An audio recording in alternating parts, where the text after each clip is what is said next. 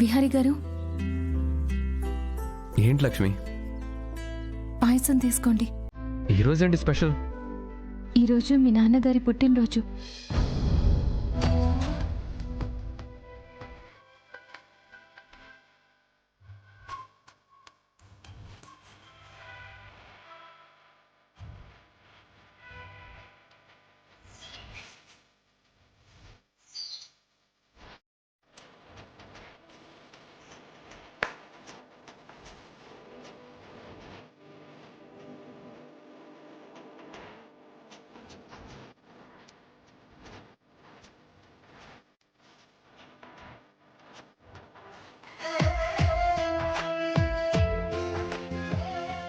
విహారీ గారు, పాయసం తీసుకోండి.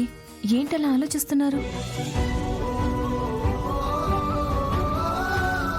ఈరోజు నాన్న బర్త్డే కదా. చిన్నప్పుడు నాన్నతో ఉన్న గతం అంతా ఇప్పుడు గుర్తొస్తుంటే నాన్నతో నేను గడిపింది కొన్ని క్షణాలేనా అనిపిస్తుంది.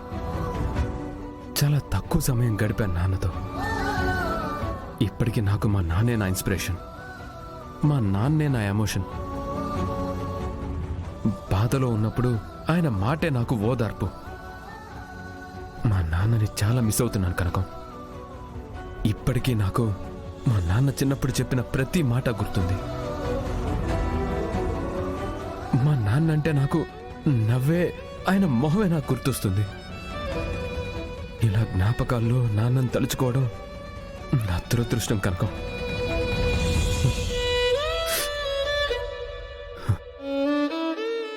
మీరు బాధపడకండి విహారీ గారు.